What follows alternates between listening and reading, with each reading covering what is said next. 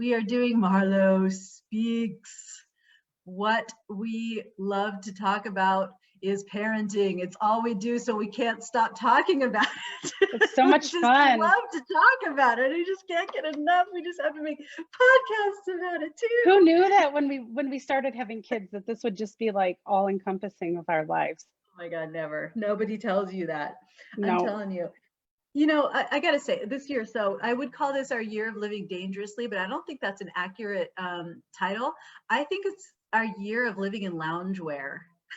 Oh my gosh, that is so true. Yes, I went to, so on my way to Detroit, every time I stop at Loft at the Birch Run Outlet, and that's like my total guilty pleasure. And today when I went in, I actually didn't look for loungewear. I looked for jeans and sweaters. No. That will work. And then as I was checking out, I was like looking over at the loungewear, like probably should. I said to the lady, I'm like, just a second, I'll be right back. And I like grabbed a pair of sweatpants and a sweatshirt. I was like, oh, I gotta have these because you know I'll never wear any of this stuff. I just need the sweats. So yeah. That's right. Why were you even shopping for jeans? Was that aspirational shopping? Yeah, because I feel like since we lost so much time last year that my wardrobe is just really sad. And when I go to work, I'm not looking so great. So. Oh, that's a good point. Oh, see, okay. Well, I'll tell you something. I was at the supermarket yesterday and all the pants I wear now are called super soft leggings and I buy them at the supermarket for $8. Oh and yesterday they had fleece lined leggings. Oh, do you have them on? No. I have them on. And they're soft, and I hope they come out with more colors. This is the very first one, and I snatched it. And you know, I buy it 2 sizes too big too, so it's like loose and soft. It's like it's business on the top, party on the bottom. Yes, that's right. That's right. I bought my first pair of Lululemon leggings. I thought I was hot shit. I was really cool. I said to my daughter, I was like, I'm bougie AF. Like, I am really bougie now. And you know what? To be honest with you, my Costco leggings, they probably come in, you know, pretty close to the Lululemons. So, yeah. Well, the Lululemons they're meant for business. You know what I mean? Like, they do a job. Yeah. Whereas. Yeah, and I don't do those kinds of jobs that people that wear those do. What? I don't do those kinds of jobs. Those kind of jobs, yeah. The kind that require exercising. Exercise wear. Yeah. I like yours though. They're very fashionable. Oh, they're fabulous. I feel like $1 million. I feel like I could host podcasts. Yeah. Yeah. Right. Well, let's do this then. Let's host a podcast. Just I'm going to kind of give some background in case anybody watches this and doesn't know what this is all about. First of all, what I'm going to say is you see a graphic over here with some line drawings. I just thought it would be fun to jazz up the visuals by, maybe you want to get out a piece of paper and a pen and a ruler and follow along or learn some funny little ways to make this cool stuff. It looks pretty easy. I've tried some of it. It's cool. And it's something to watch if people get bored of looking at our silly hats, which is, I can't imagine, but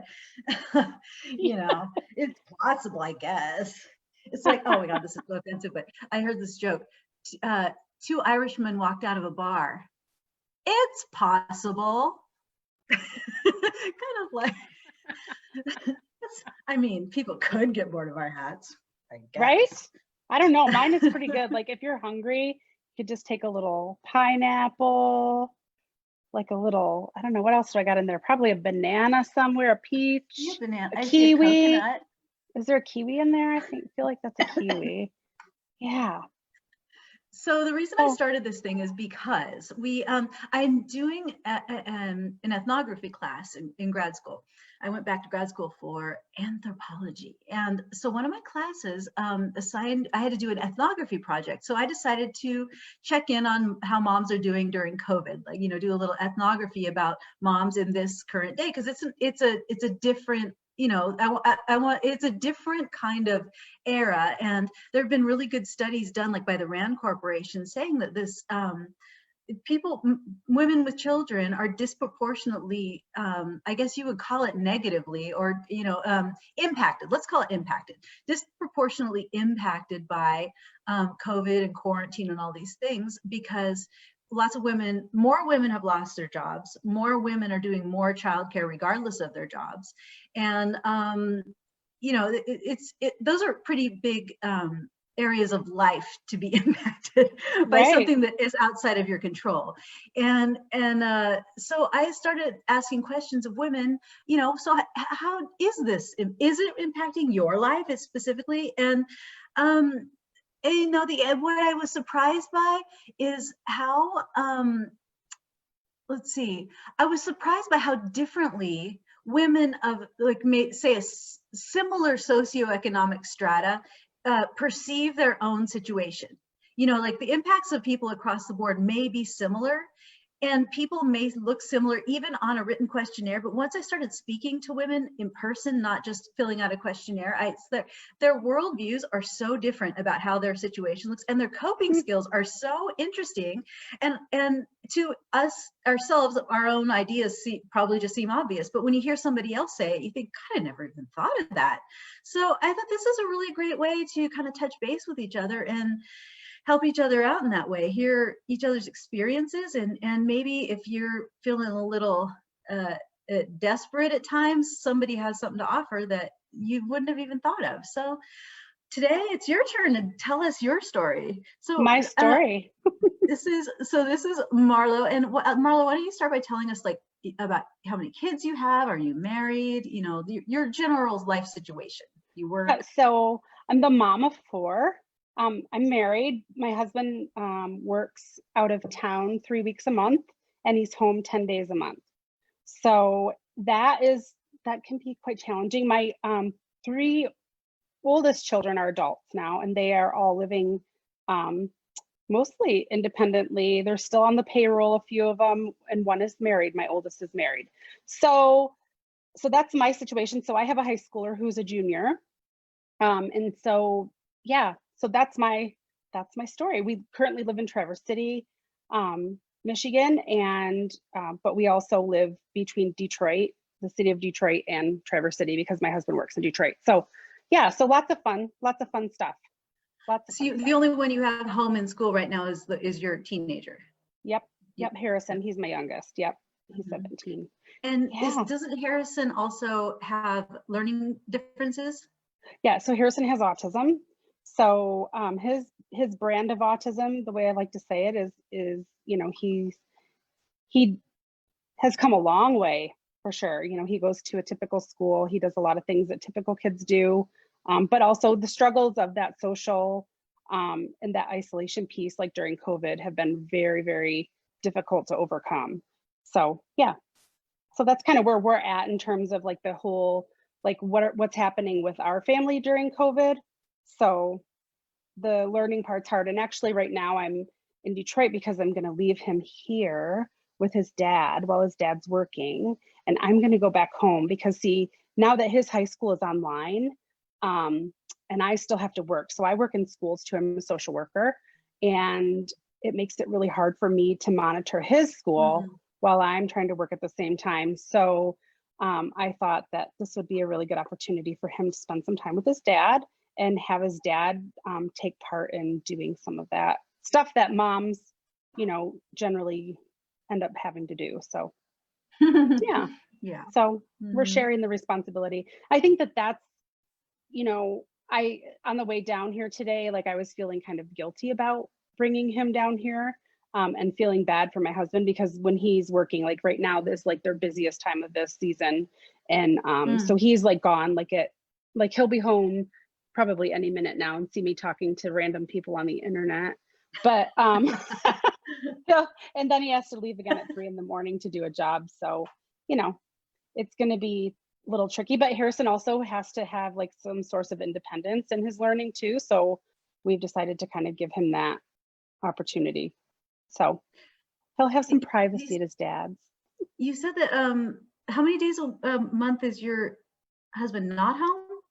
He's gone 20 days and then he's home 10 days. So this is he's in the 10 that he's home right now. No, right now he is in Detroit. Oh, I understand. Okay. So, All right. I yeah. understand what you're saying. Yeah. Because Yeah. I thought I was under the impression from before, I don't know if his job changed It because did I knew change. you a few Yeah. years ago. Yeah. That he was actually gone, like he was at sea or Yeah. something. That was hard, and everything has its trade-offs. Now he's at a different job where he is on call for 20 days and then he's home for 10 days. So some days he has it really nice where he can go play golf or go to yoga or play soccer. He likes to play soccer. So he gets to do all these things while I'm home in Traverse City. And granted, it is only one child, so it's not horrible, but it is still hard because I'm still there raising a kid. So yeah, by myself. So that's a bummer.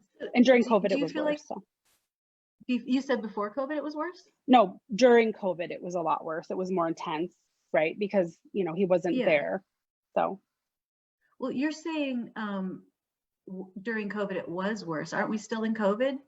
we still are. Yeah. I mean, last winter when they were out of school or when they were doing virtual school. So last spring was really hard. Yeah. Oh, you're not doing virtual school now. We just started last week. Again, okay, yeah, because that's what I was hearing. Because my kids are doing virtual school and they will probably for the rest of the school year. There's not been a change this year. This school year, they've been virtual the whole time. But I heard that you guys are you just started back to virtual school where kids had been on campus for a few months. Is that right? Yeah, they have. So his school, all of the high schools in northern Michigan have been going to school. All the schools have been going, and now just like 2 weeks ago, actually, they just closed all of the high schools up north or in Michigan, the whole state now. Actually, all the high schools are closed until like the 8th of December or something. But the elementary schools are still in session, and the middle schools are still in session. So yeah, but then it depends on where you live in the state. Like in some parts of the state, they offer virtual instruction. It's all different. In his situation, his school, they don't offer virtual instruction, which is fine for me because he really does need to be in person anyway. So yeah. Well, so how does this impact you? Just within the last week, now you suddenly have a kid home all the time. Yeah. And you have a job. So can you talk to me about that? Yeah. And how and does it affect your relationship with him in any way? Oh, totally. Totally. So firstly, so I'm a school social worker and I work with students who receive special education services. So my job virtually is difficult because then I have to be able to connect with my students virtually. And sometimes that can be very challenging. And the other part of my job is that I do preschool assessments for little people to determine special education eligibility. So a lot of my probably like 80% of my job is going to preschools and doing observations and writing reports at home. So that's what it's been like. And then now having him being at home, that really kind of impedes my progress and my ability because now I have to kind of be the teacher. So I have to monitor I'm basically like the high school nagging mother, right? And he keeps saying like, don't make your anxiety my anxiety, which is not fair to him, right? Because mom's like, it's pressure. It's a lot of pressure to have your child achieve or not achieve, right? And I think as moms, we take that on fully. I don't know, do dads take that on as much as we do? For the achievement piece? I can't speak for dads. I don't know. Yeah, like I don't know. I think in my house, it's more of a cerebral issue than going to do something about an issue. Although since my husband's been home more lately, he really has taken on a lot more responsibility for for education topics. But I feel like when he's working all the time, he cares, but it's not really like it falls to him, Right. Yeah. So yeah. I feel like when the emails go out, they go out to the moms. Yeah. Like that kind of part, that's hard. So I think that so last spring, like going back, you asked a question about like how does that change our relationship? So last spring, it was really hard It was really hard. We were all terrified. We were all scared. We didn't know what was happening. We were afraid to go out of our house. We were afraid to not sanitize every bag and grocery that came into our house. And then also we had this school thing, like he actually had to do school. And I felt bad for the teachers because they didn't really they'd never done this before, and they were trying to just do business as usual. And business as usual virtually is crazy town. Like you have to have some sort of differentiation of instruction for different students virtually and do all this stuff. So anyway, I ended up being like I said, like the nag, like I was the queen nag, and it really did impact our relationship. Like he didn't like me, I didn't like him. Like he would walk into the room and like the first words out of my mouth would be, "Did you do?" And he would just, my poor child, he would just cringe and walk away. Like he couldn't even stand it. So he was very depressed. I was very anxious. It was really hard. So now here we are again, and I'm trying my best to, let my anxiety be my anxiety and not put it on him. So, which is hard to do as a mom, I think sometimes, like I said, the word. And also, aren't we supposed to sort of instill this conscience in them? I mean, isn't our anxiety healthy a little bit to help them care and be motivated? Yeah. Sure. So, that's a hard line to draw too, right? Right. I agree. But when our anxiety becomes like so much that it impacts them and the relationship, I think that's when it becomes really unhealthy, So I feel bad for moms because I feel like that happens a lot. Well, so how does it make you feel then when you know that you're having natural anxiety? You're genuinely concerned for him, and yet you have to not show it because you worry for your kid, and then there you are. Do you have any feelings? I think it's more of love, and so I've been really thinking about this a lot lately. So it's kind of like, how do you take that anxiety piece and make, like you said, make it productive, make it a teaching moment? Like, how do you give them the responsibility and let yourself not worry? Right?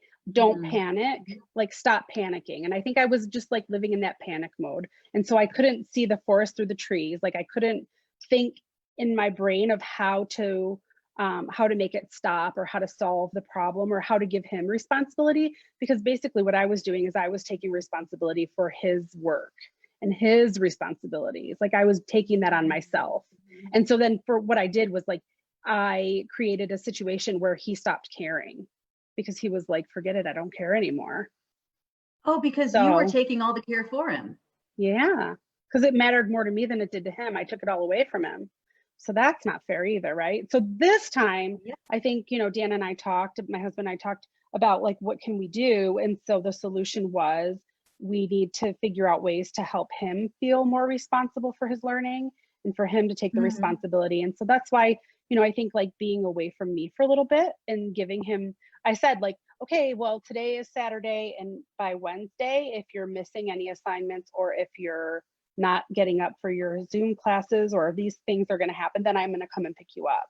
So, and then I will help you be responsible again. So not that it's a threat, but it's the same things. Like, he's like, you need to trust me. And I'm like, you know what? You're right. You're 17 years old.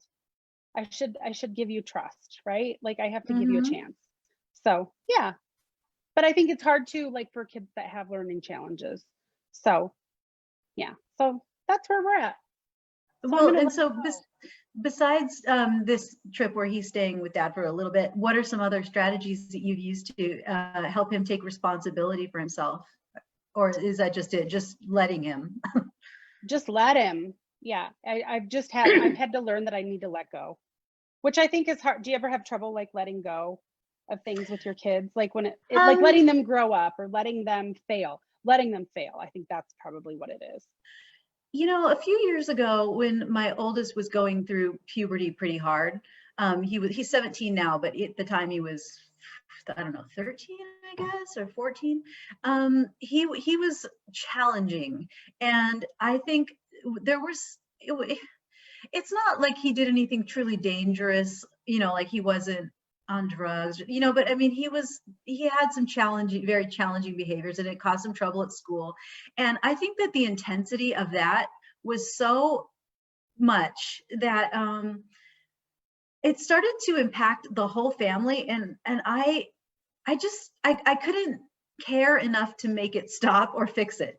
And I just sat him down and I was like, here's the thing, you're doing this to everyone in the family and yourself too, and you've got to pull it together. I mean, I guess I know him too, maybe that speech wouldn't work with every kid, but he does love his family, and that was, you know, something meaningful. And I'm like, look at your brother, look at, you know, XYZ that's a consequence to your brother now because of what you're doing, and to me, and to dad, to yourself, and this is how things will play out if you continue this way. And you know, just stop. You have to stop because you're killing me. That's kind of how it felt. I mean, and I'm pretty lucky because he isn't really a good kid, you know, at heart, and that seemed, his conscience did sort of kick in, because at that point I had reached my max, and I was like, I don't know, I give up, I'm done. I can't even, I couldn't care more. I couldn't. I had to let it go. Or it was just like, it really was like so badly affecting me.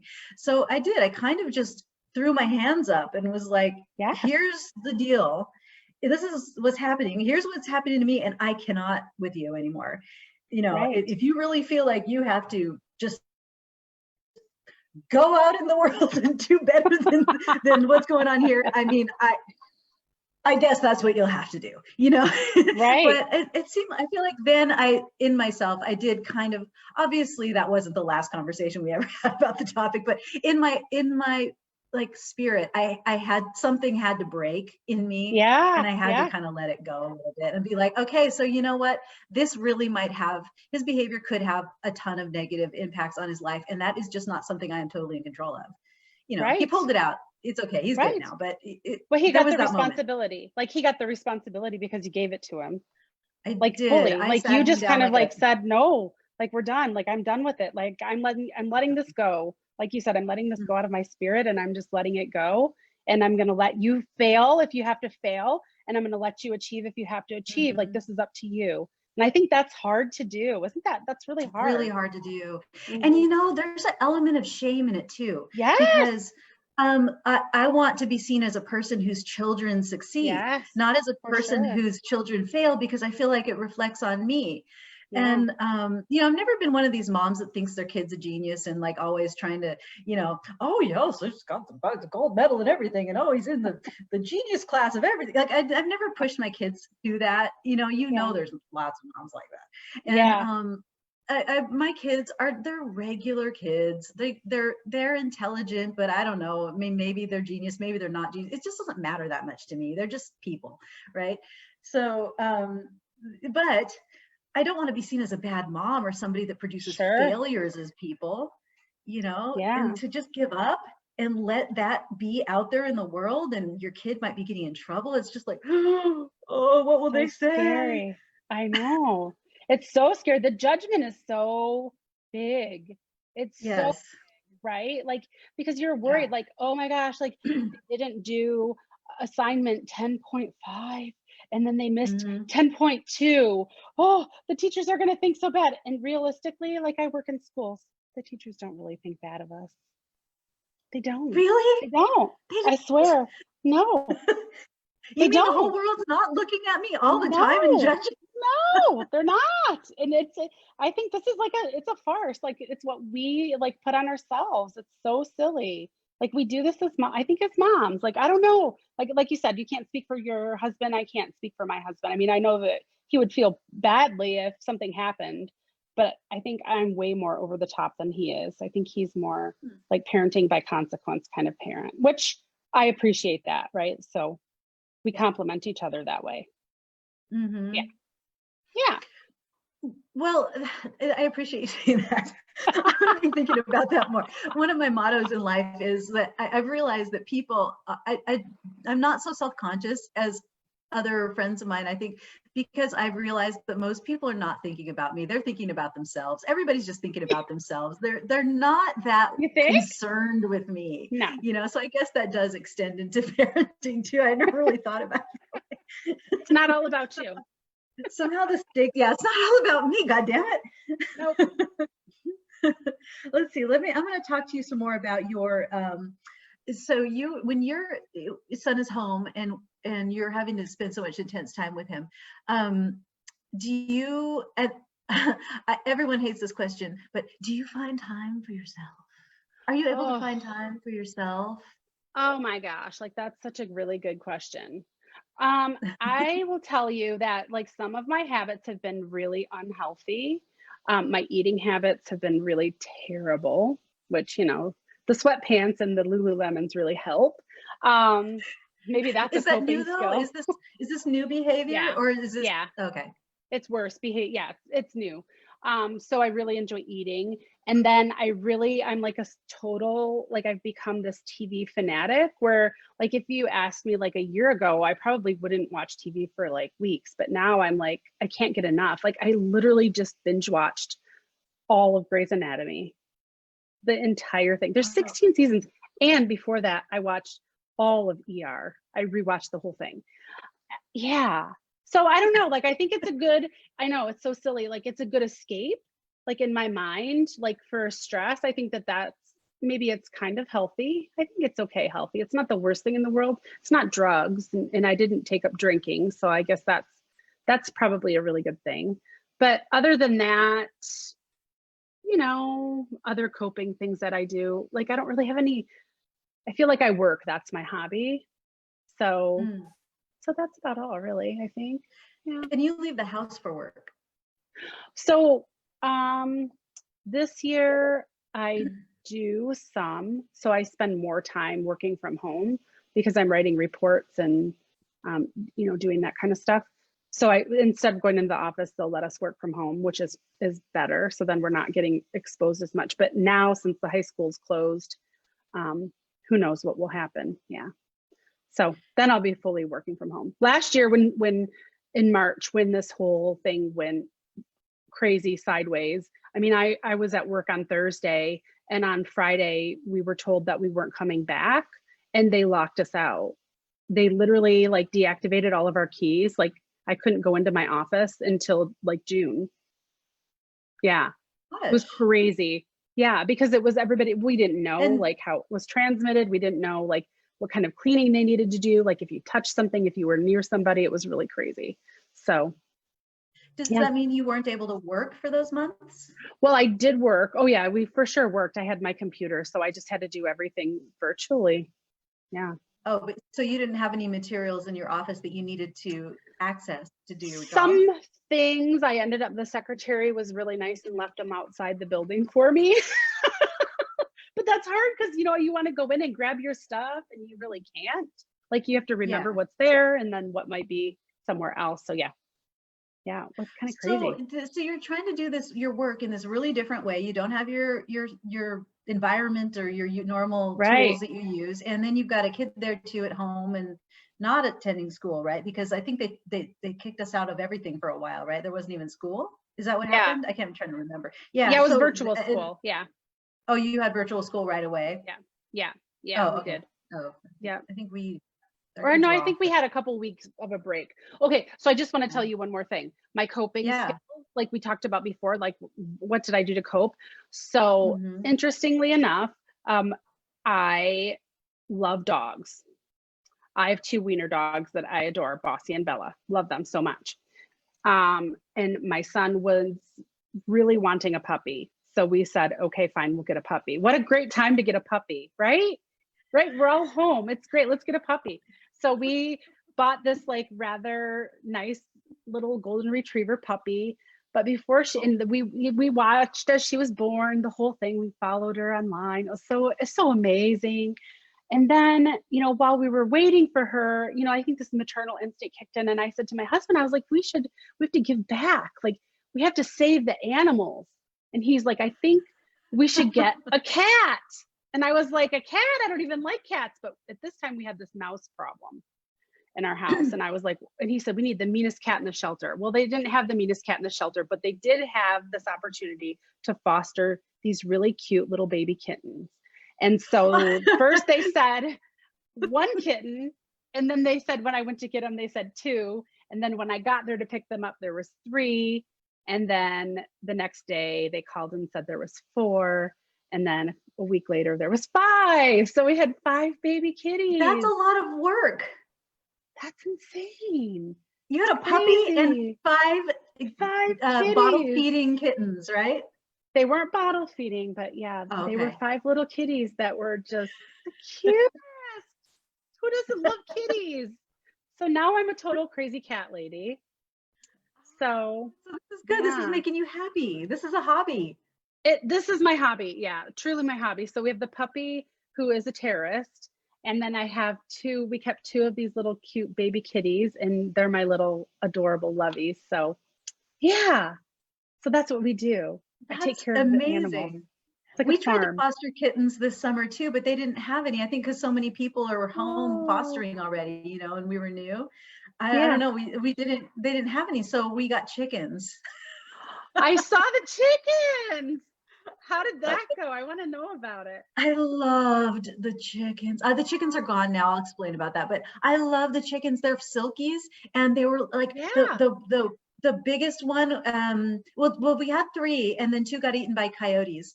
And so then we got 2 more because they're flock animals. They need to have at least 3. And then we built out their enclosure, their daytime enclosure a little better, so they were safe. But so there was one left that was bigger than the others, and he got to be so fluffy. He was like a basketball made of feathers.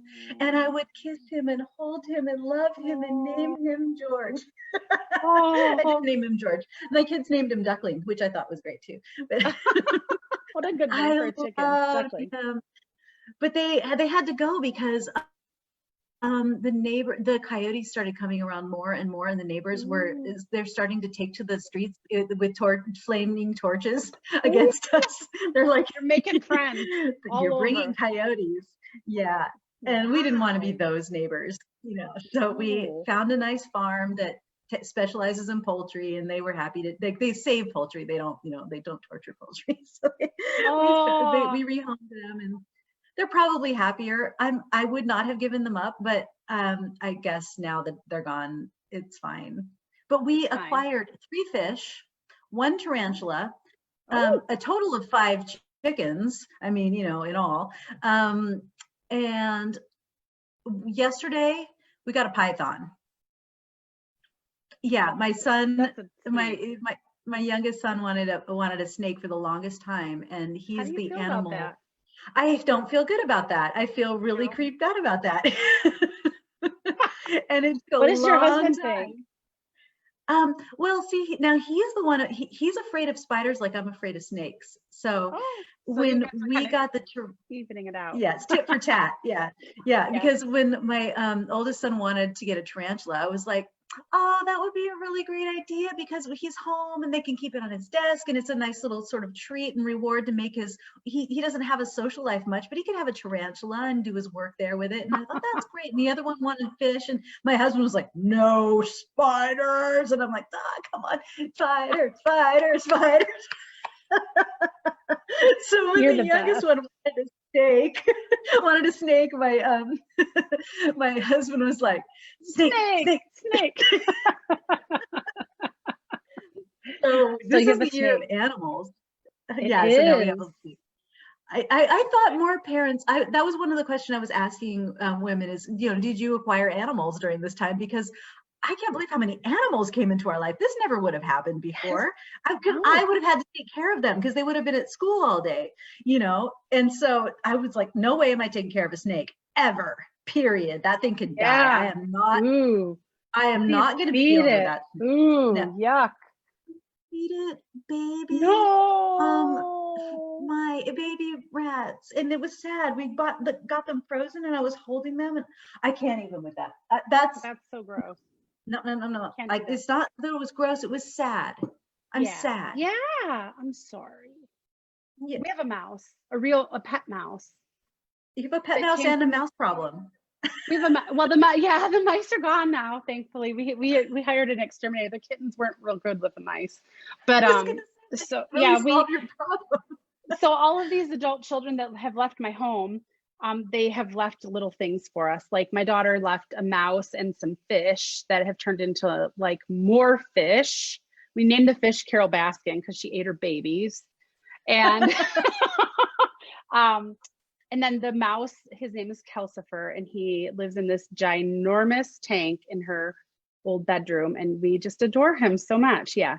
But yeah, I would be really sad if I had to feed him to a snake. I think we probably like saved him from a snake because he literally is like a little feeder mouse. Like he's so little. Yeah. Well, you don't want to bring him over to visit. No, this isn't a safe space for him. Yeah, not so good. Not so good. Yeah, animals are great though. I think so. We have a contractor at our house right now working to do some stuff for us, and I'm pretty sure he thinks I'm insane.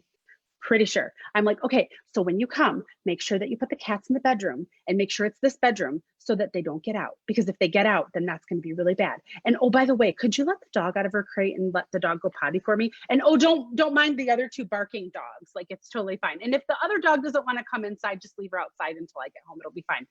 And he's probably just like, oh my gosh, like get me out of here. So yeah, and I am taking care of all of it, right? Why did I do you're that? Taking care of, right. We do that. Yeah. I don't know, because I love all of them. I start out thinking I'm helping the kids, but I end up falling in love with all of these animals. Yeah. I'm already sort of starting to like the snake. Yeah, I think it's kind of pretty.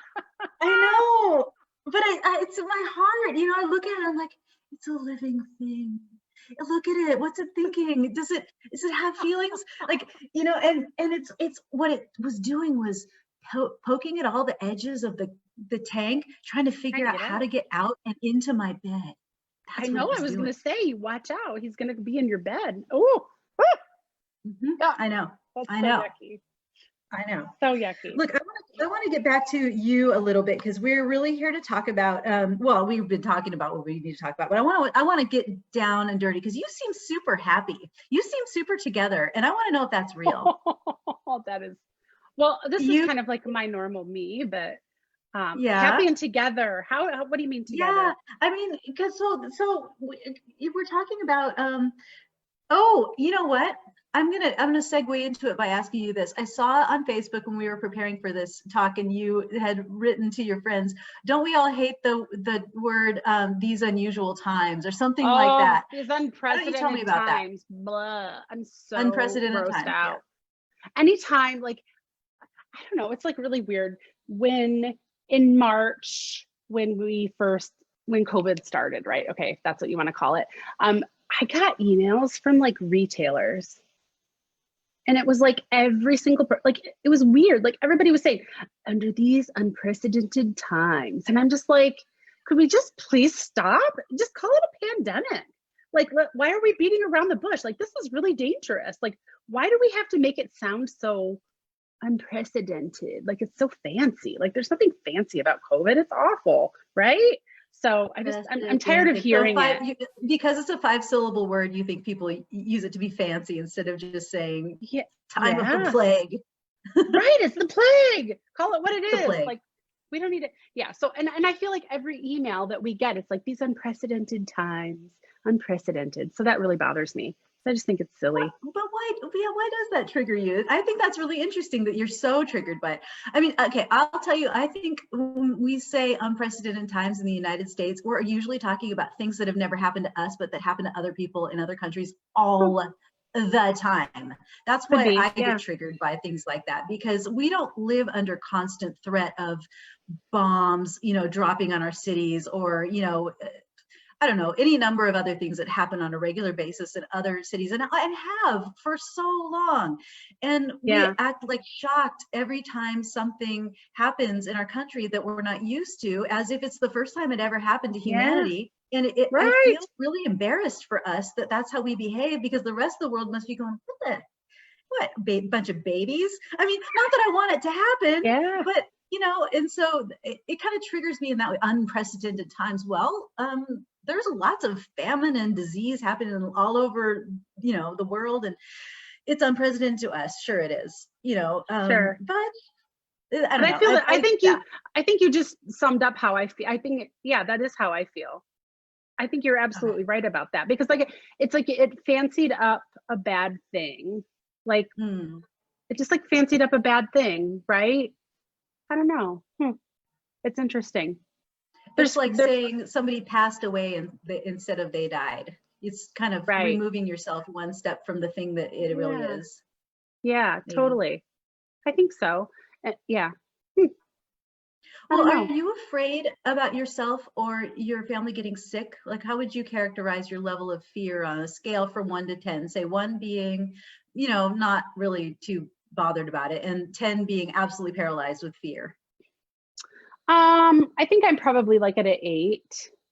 Oh, you're pretty conscious about it and worried. Yeah, I'm pretty careful. I have like this, I got sick this summer with like some weird like sickness thing or whatever. And so they still don't really know. So I'm just trying to steer Mm. clear of everything as much as I possibly can. So like, I'm not trying to take away from the healthcare workers, but I do have my N95 that I wear whenever I go out at all Mm-hmm. times, because I'm just like, I just feel like if I get COVID, then I'm probably going to be hosed. And I worry a lot about my husband too. I mean, his job is relatively safe. Like he sails on boats with people from foreign countries. And generally like so he gets on a boat and he pilots the boat to a certain place. And they've been on the boat for like months at a time. So, they wouldn't have COVID, but who's to say that they didn't get exposed from somebody like him that got on the boat. So, we just really try to be really conscious about not going out. Like I don't go to restaurants. I've been to one restaurant and that was in June. I think that's when they first opened up. But like we do Mm-hmm. take out if we go to a restaurant. So yeah, I'm pretty worried. And my son, like, he attends a really small school. Like he only has like 80 kids in his graduating class. So I feel like that was relatively safe and he tries to stay safe. So yeah, I am pretty worried. It is pretty high on my worry list for sure. So, and plus, And so, my daughter is an epidemiologist, so that doesn't help either. daily phone calls telling you how bad the world is, right? Yeah, pretty much. So Well, do you not get to see? Do you get to see the rest of your family, your other children, and so we just did Thanksgiving 2 weeks ago for the family, and we all quarantined and got tested before we exposed each other to each other.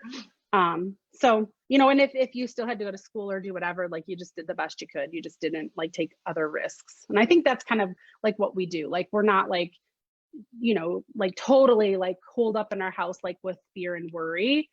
We like go about our jobs and do our stuff. We're just really careful about it and we don't do extra. That's just kind of how it is. So yeah. Mm-hmm. It's And pretty going to the grocery store, do you feel pretty confident that you're safe there and you can do what you yeah. need to do? Yeah, I think so. I mean, I generally have my groceries delivered, and that has just been like kind of a blessing. Because if Yeah. you know me, the one thing you'll know about me is I absolutely hate the grocery store. Like I will put it off as long as I can. Like I will eat everything in the cupboards before I have to go to the grocery store. So I love Shipt and I love, anything that can be delivered. I love it. So yeah. But I'll go. That's something I started doing. I got introduced to this thing called Imperfect Foods, Oh yeah, I imperfectfoods.com. know. Yeah. Mm-hmm. And Vegetables? it's also, yes, and well, actually, they have a lot of things. They have pretty much everything you need, and so I got kind of hooked up with that because I got conscious. So rewinding a little bit, during the summer, I started delivering for Instacart because I am not that afraid Yeah. of getting sick.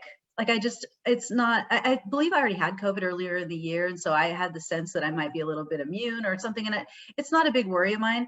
But I realized that a lot of other people, especially elderly people, really can't, especially earlier on when we didn't know what was going on with this disease. Yeah. And people, I feel like, I don't know, maybe people really have relaxed more over time as we've gotten used to it, but especially in the beginning, people were really unsure. And so I started delivering so that I could sort of contribute to that community and be help out, I guess, is, and I really loved it. It was fun. It got me out of the house because I was so sick of being in the house.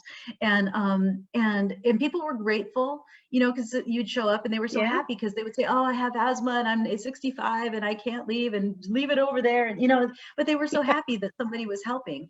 And anyway, what was my point? Oh yeah. So but day after day, I was putting so much packaging in my cart, and I started thinking, this is how we destroy the earth. It's all this waste. Every single thing I put in this cart for this person, and for all the people who were in here, we're taking home hundreds of packages and throwing them away. And it's just, it really started getting to me. And then I started thinking about food waste, and I got hooked up with this Imperfect Foods. And so you could order a box of food delivered, and sometimes things are kind of a surprise, and I like that about it. It's like, so every week the groceries show up, and it's just like, oh, I'm saving like lemons that might be a little bit, I don't know, the skin isn't perfect color or something like that. Like, there's nothing wrong with it. It's just not perfect. And so we get all this great food, and I don't know, it just feels good. I get a box of food and I just cook with it, you know? I think that's amazing. That's great though. And if you think about it, like if you have a garden, like you're going to take the imperfect food out of your garden and you're going to eat it. You're not going to throw it away. We are kind of snobby when it comes to food stuff. I know that the waste part, I think it's a full-time job. I am the home manager of all of the drinks and all of the Amazon boxes. So like I'm in charge of breaking down all of the boxes and doing all of the recycling in our house. It is an absolutely full-time job. I swear it. You know, the contractor that's at our house, he's like, oh, you got another package. And I just think, this guy really thinks we're crazy. We have all these animals running around and all these packages getting delivered all the time. It's just pure chaos. So yeah, that does weigh heavily on my mind about the packaging thing. So yeah. But you recycle, at least that. Yeah, reluctantly I do recycle, because I think that the recycling thing makes me crazy, because my girls are very earth conscious, and they are very health conscious, and they're always recycling. And like sometimes I'll make like a little mistake in my recycling routine, and maybe it gets put in the garbage, and then I get shamed for it if they're home. And I just like, I don't know when I heard, but I heard somewhere that like consumer recycling really doesn't contribute to like saving the earth, that it's more, it has to do with like corporate, like big business recycling, that's what really would make a difference. You know what I mean? So that was really frustrating for me, because I'm like, here we are, we've recycled all of these years, you know, faithfully, and to learn that it really didn't make a difference, I was like, that's so defeating. But I still do it because it, you know, my garbage can really isn't big enough for all of the recycles and the garbage. So the recycles have to go somewhere. So yeah. Well, and also I think the recycling industry it's a little bit shady too. Like a lot of things that we are, you know, recycling aren't really getting recycled. They're shipped off to, you know, like garbage islands in China or other countries. Sad. Yeah. So I know, but that's why I got conscious about the amount of waste, you know? Yeah. Like that's because I've started like burning cardboard and, you know, using the boxes for mulch or something. Like I'm trying to find ways to upcycle and repurpose, because it hurts me to know that I'm just part of the problem. Like I know one person's, like you say, one person's trash doesn't make a difference, but 1,000,001 person's trashes might. Maybe. I don't know. I hope so. I hope so. Now this year, instead of buying boxes for Christmas, everybody's getting their gifts in Amazon boxes. That's it. I'm done. I'm repurposing all the Amazon boxes. And funny story, so we had these kittens, and we built this like big Amazon cat tower for the kitties, and they just loved it. So yeah, I guess I'm kind of a recycler. That's called upcycling. That's the fancy word for it. I'm an upcycler. Yeah. So, you know, you seem like you're doing really well, and that makes me happy. And, you know, you don't seem too flustered by things that are going on. Are you just faking? Like I asked you this before, but I'm really trying to figure out and if you are really just feeling cool and good, what's your secret? Like, honestly, cool, there are days that I just go to bed. Oh yeah, I have those days too, for sure. Yeah, I have those days too. And sometimes you just, yeah, I think that I just get excited to talk to people. I get excited about like my job, like where I get to go and see kids and make people happy. And I think I also like do a lot of like self-reflection, like in trying to like cope with like what's going on and making sure that I remind myself that every day is a brand new day. And if I didn't do it today, I can do it tomorrow. Right. And just let that, you know, my anxiety can't be bigger than me about all of this. You know, I can't let that impede my progress in life, you know, because then you get Mhm. stuck. Nobody wants to be stuck. So what I'm hearing is that you actually have done a lot of this kind of work in life. Like these unprecedented times have not really dropped much of a bomb on you, because you're very experienced with child rearing. Your children are mostly grown.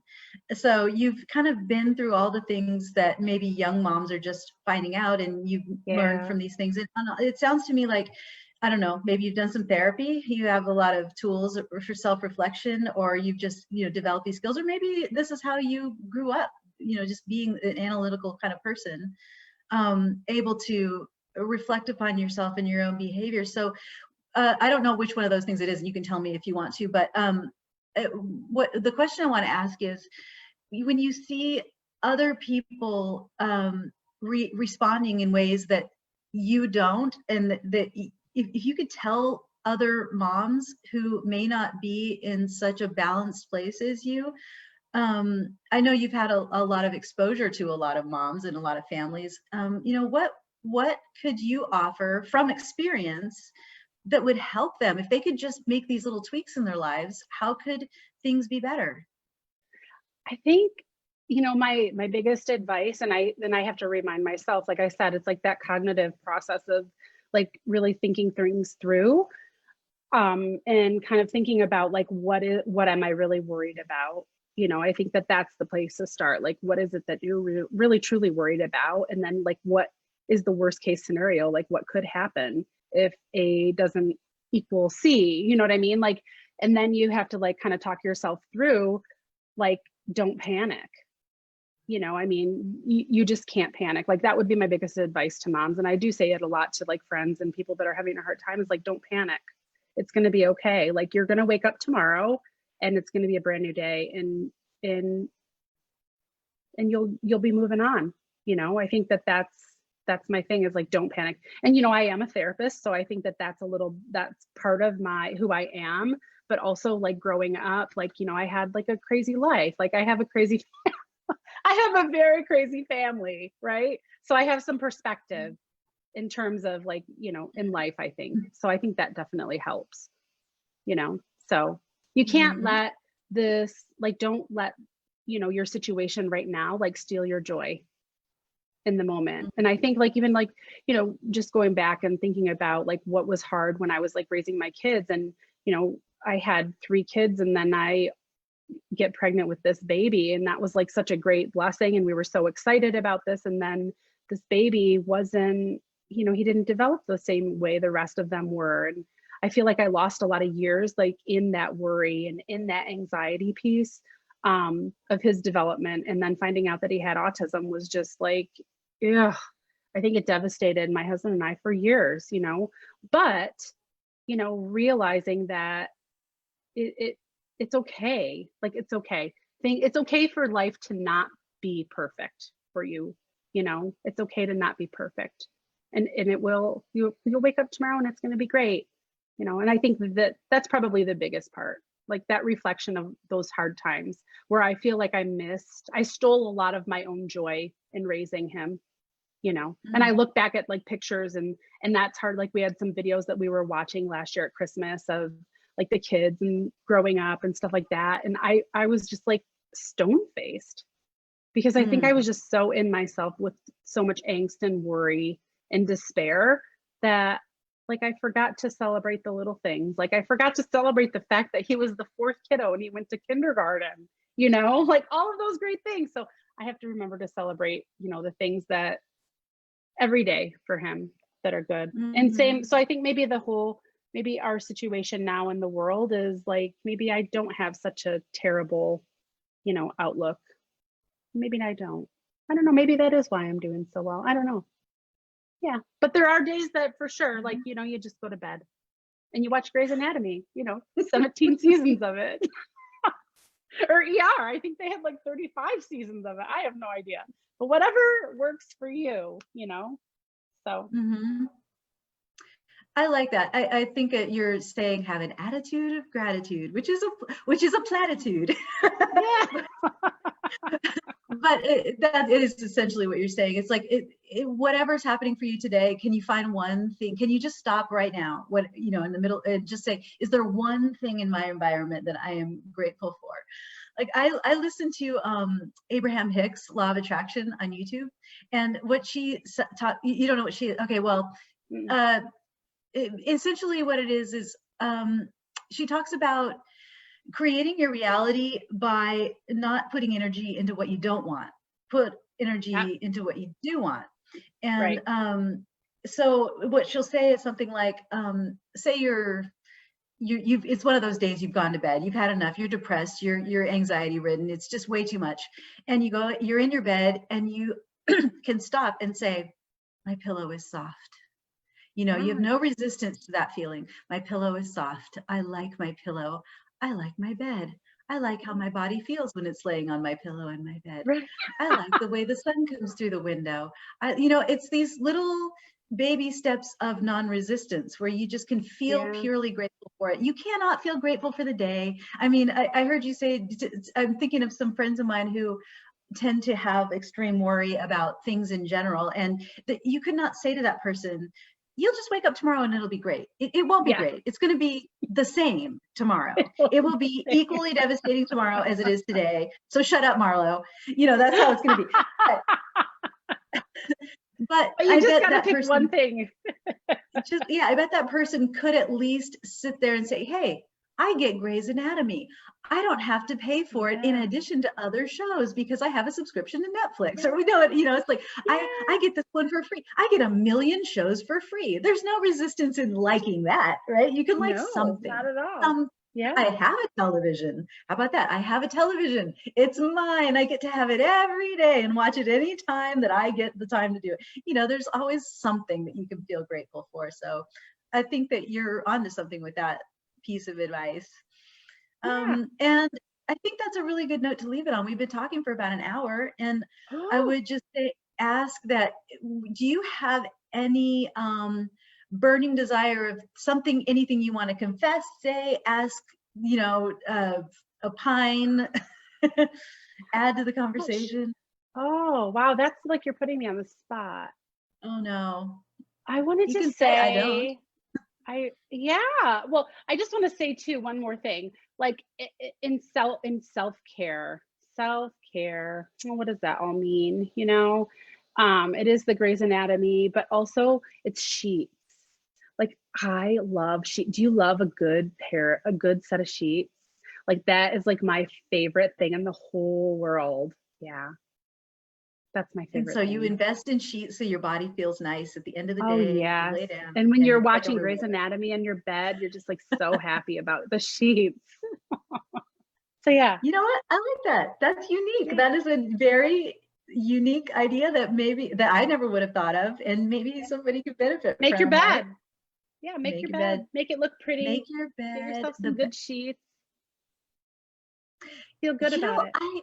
I agree with that too. That's something I did as well. I always wanted to have a white bedroom because, in commercials, they're always, flopping down on perfectly white beds. And I've always wanted to have that. And so I just went ahead and I made my bedroom white, and it makes a huge difference in how I feel.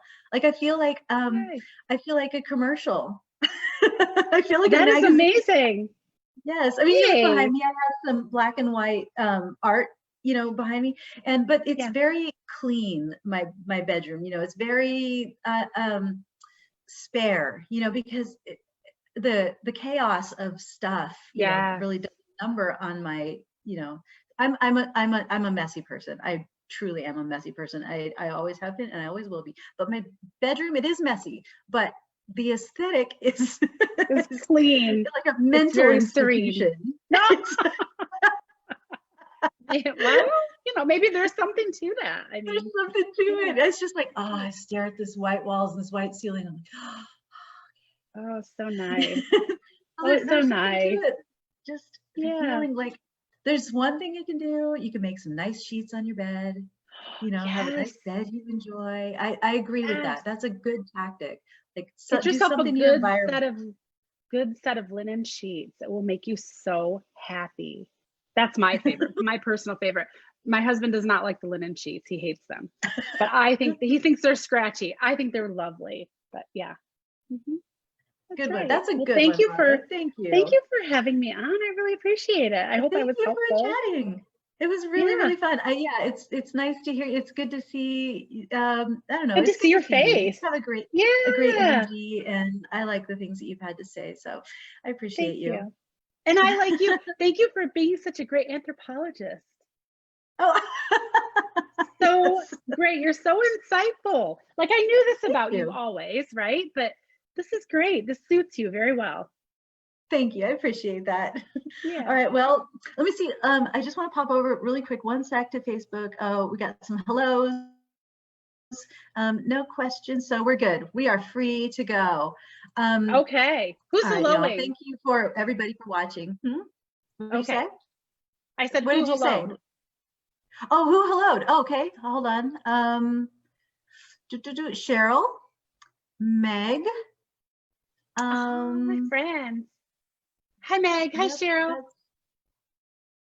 Oh, and Cheryl says, good, so good to see you, and see you're well, and as always, good outlook on these hard times. Good outlook on these hard times, yes. And she's right. You do have a good, these unprecedented times.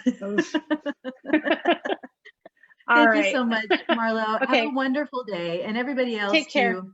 Well. Bye. Bye.